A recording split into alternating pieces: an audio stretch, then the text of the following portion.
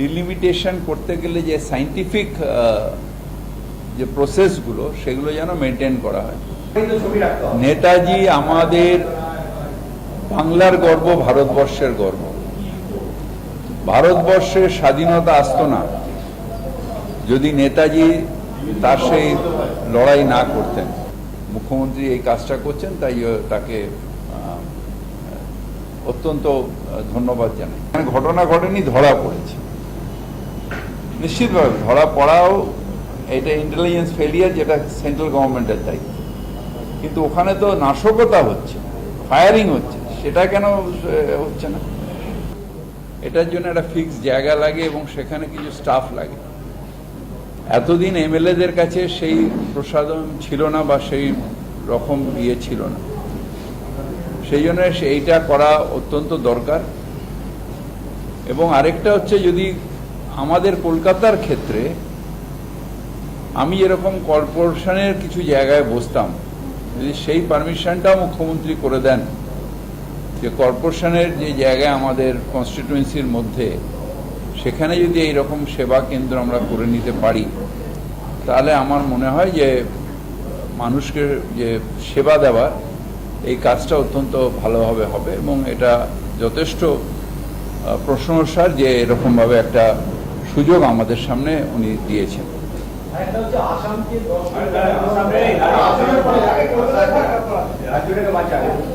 নেতাজি সুভাষচন্দ্র বসু তাকে নিয়ে বিজেপির অন্তরেই নানা বিতর্ক দেখা যাচ্ছে। তাহলে রাজ্যসভার সাংসদ নেতাজিকে গুন্ডা বলছে, দেশদ্রোহী বলছে। আজকে মুখ্যমন্ত্রী বললেন নেতাজি সুভাষচন্দ্র সেবা কেন্দ্রটা হবে এবং সেখানে নেতাজি আমাদের বাংলার গর্ব, ভারতবর্ষের গর্ব। ভারতবর্ষের স্বাধীনতা আসতো না যদি নেতাজি তার সেই লড়াই না করতেন। সুতরাং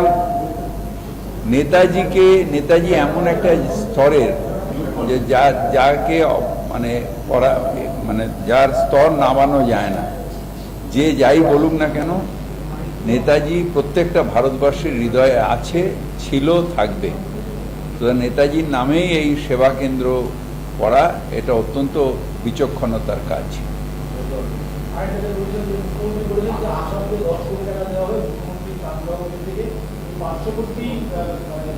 এটা খুব ভালো যে আমাদের পাশের রাজ্য আজকে বন্যায় ভেসে যাচ্ছে, এতগুলো মানুষ মারা গেছে, 100 জনের উপরে মানুষ মারা গেছে।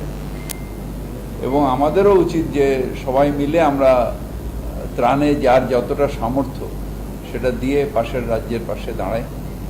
মুখ্যমন্ত্রী এই কাজটা করছেন, তাই তাকে অত্যন্ত ধন্যবাদ জানাই। আজকে কলকাতা এবং হাওড়া দুটো পৌরসভার ডিলিমিটেশন নিয়ে বিল পাস করানো হলো। আপনি কিভাবে দেখছেন? আপনি দীর্ঘদিন কলকাতা পৌরসভার মেয়র ছিলেন। এটা আমি প্রস্তাব দিয়েছি যে ডিলিমিটেশন করতে গেলে যে সায়েন্টিফিক যে প্রসেসগুলো সেগুলো যেন মেনটেন করা হয়। যদিও মুখ্যমন্ত্রী বললেন যে এখন শুধু আমরা 209টা আমরা যে কনস্টিটিউয়েন্সি সেটা পাশ করলাম, এটা ইলেকশন কমিশন বাদবাকিটা করবে। আমরা নিশ্চিতভাবে সাজেশন আবার ইলেকশন কমিশনকে দেব যে সায়েন্টিফিকভাবে কিভাবে এই ডিলিমিটেশনটা করা যায় এবং তাতে কোন কোন এগুলো মেনটেন করা হয় সেটা নিয়ে আমি বক্তব্যে বলেছি।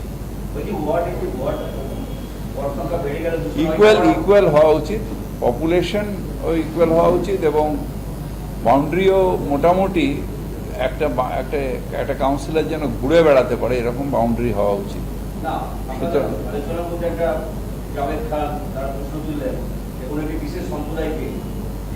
না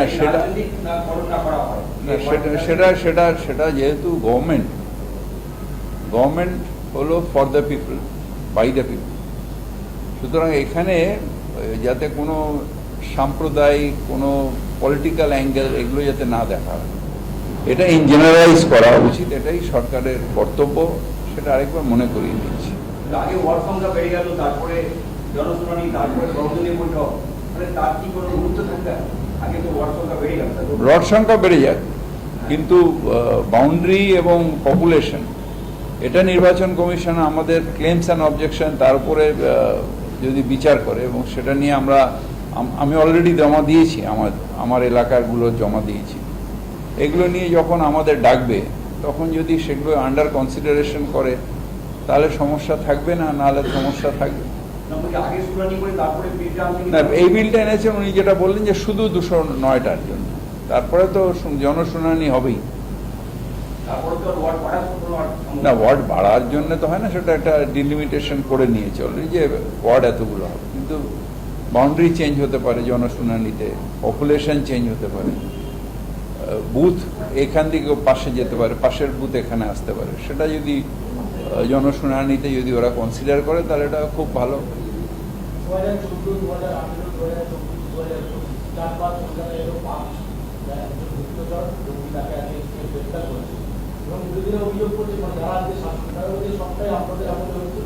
আপনাদের এই খোলা ছুট এবং ফেন্সিং না দেওয়ার জন্য এই ধরনের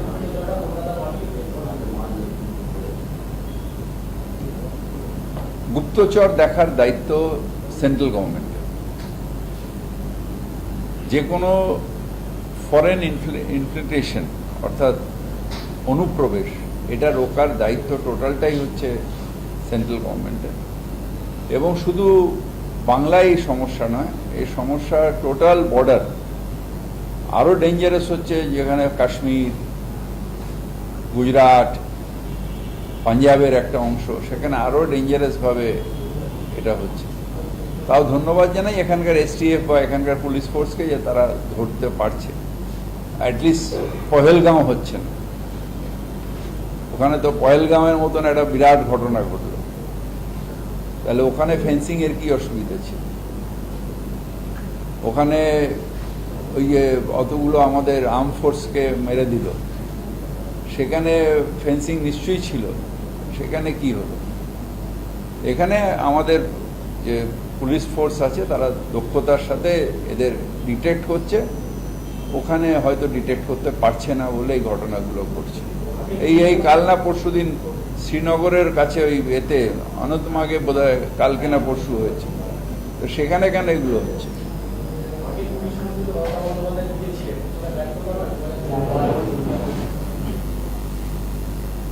সেটা 26-এ হতে পারে, 28-এ হতে পারে। সুতরাং এখানে হওয়াটা আপনারা বড় করে দেখছেন, আর ওখানে যেটা সিরিয়াসলি হচ্ছে, এখানে ধরা পড়ছে। এখানে ঘটনা ঘটেনি, ধরা পড়েছে। নিশ্চিতভাবে ধরা পড়াও এটা ইন্টেলিজেন্স ফেলিয়ার, যেটা সেন্ট্রাল গভর্নমেন্টের দায়িত্ব। কিন্তু ওখানে তো নাশকতা হচ্ছে, ফায়ারিং হচ্ছে, সেটা কেন হচ্ছে না? আমাদের ভিডিও ভালো লাগলে লাইক এবং শেয়ার করুন। কমেন্ট সেকশনে গিয়ে জানান আপনাদের মতামত। আরও ভিডিও পেতে আমাদের চ্যানেল সাবস্ক্রাইব করুন এবং প্রতি মুহূর্তে খবরের আপডেট পেতে প্রেস করুন বেল আইকন।